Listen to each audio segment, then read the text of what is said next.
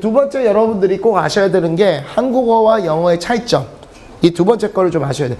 원래 이 원, 투를 좀 알고 그 다음에 이제 여러분들이 아시는 오형식 구조 이렇게 들어가야 이게 왜 들어왔는지에 대한 이해를 갈 수가 있다는 얘기예요. 오케이? 그래서 여기 보다시피 직독직해의 단점, 후치수식이다. 뭐 이렇게 얘기합니다.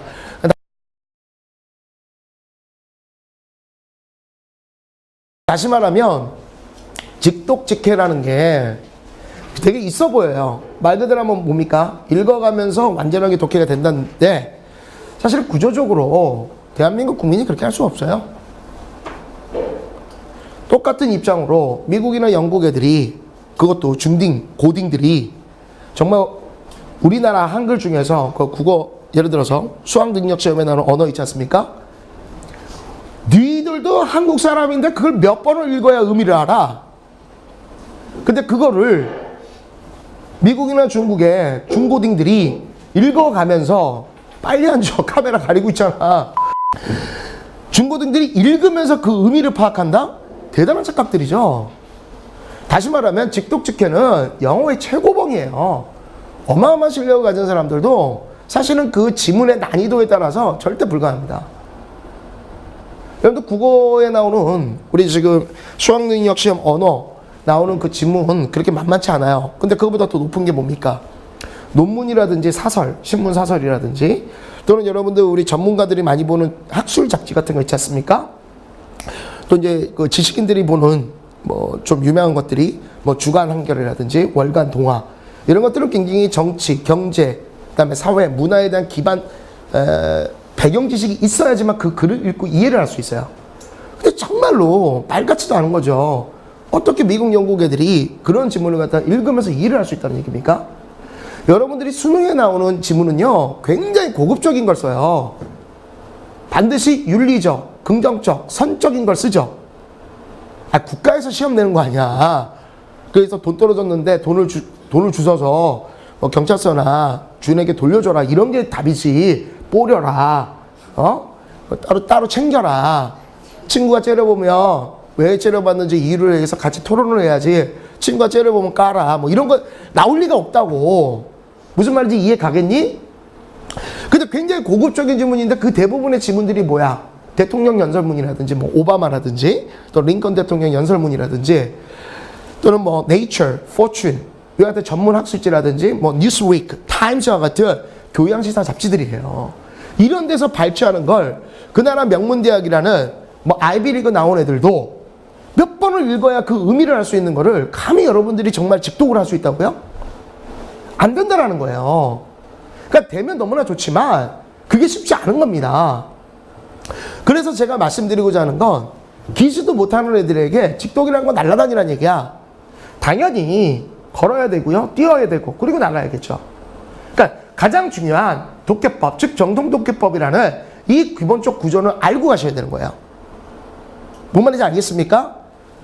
그래서 내가 책에 막 이렇게 시중에 이제 책 나오면 직독직해 뭐 쭉쭉 읽으면서 이해해라. 야, 나도 그러고 싶어. 나도 그렇다. 영어를 내가 지금 몇십 년을 가르쳤는데 굉장히 난이도 높은 지문들이 있어요. 이런 게 어떻게 한글로 나와도 아마 이제 여러분들 이제 곧 있으면 소특 지문이라든지 수능 완성, EBS 지문을 보시게 될 텐데 정말 고급이 많습니다. 그 읽어도 무슨 말인지 몰라요. 오히려 한글 해석본을 읽어도 오히려 그거를 국어 선생님한테 질문하는 애도 많아요. 그건 독해가 아니죠. 그냥 안구 정화 운동이죠. 무슨 말인지 알겠습니까? 두 번째, 구조적으로요. 영어와 한국어는 절대로 차이점이 굉장히 크게 있어요. 수식 구조의 차이점.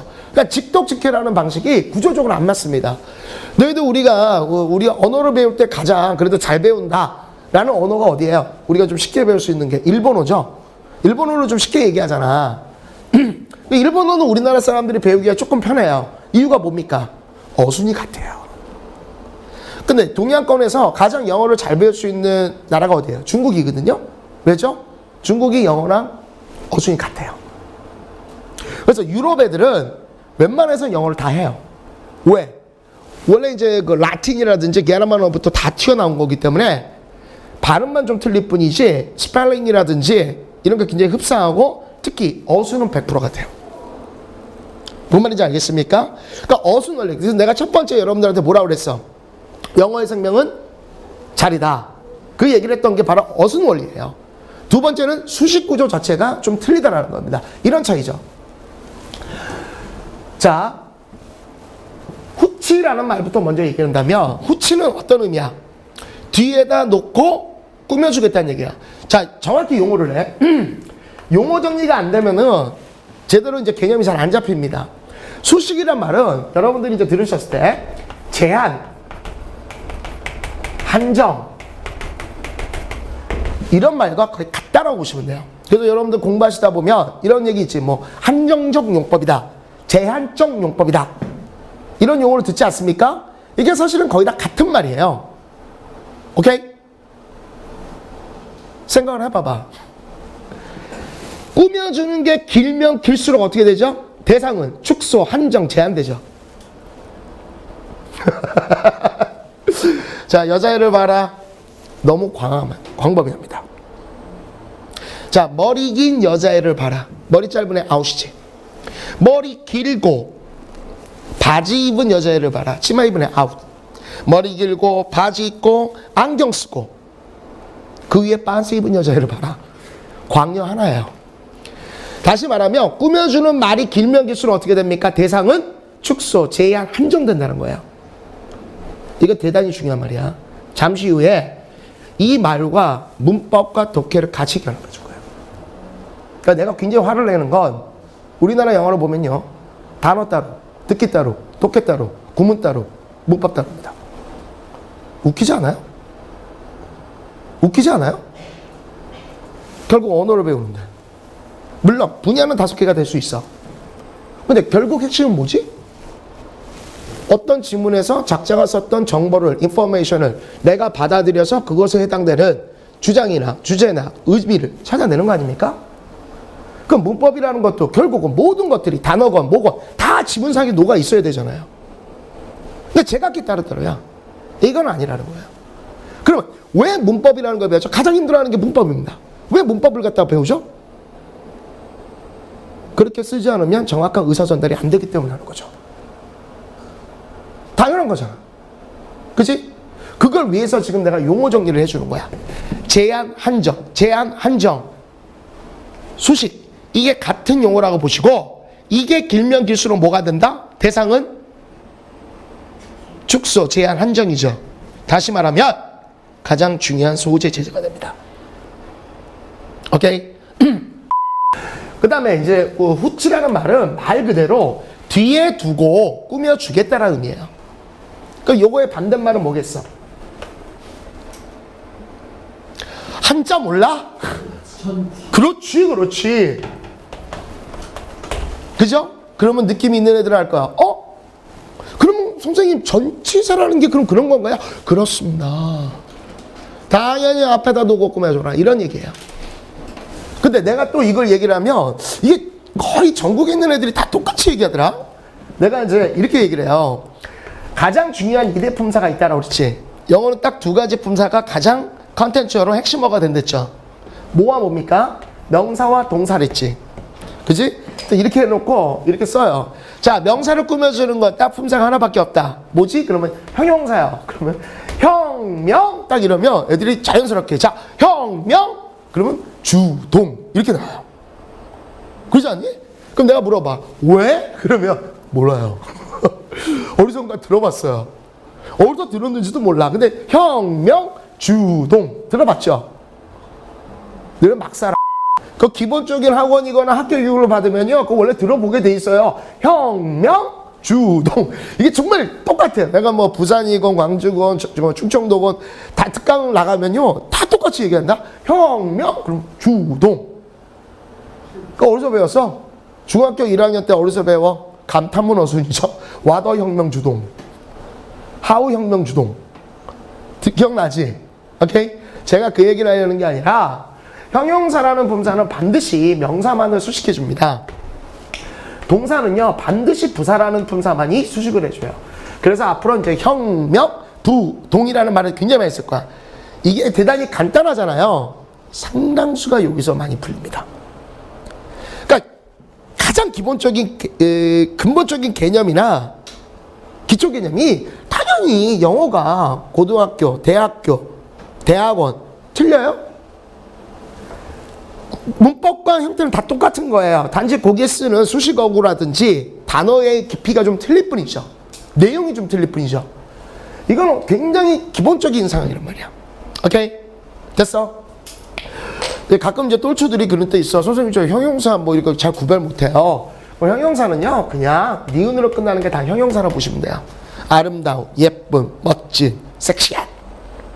오케이?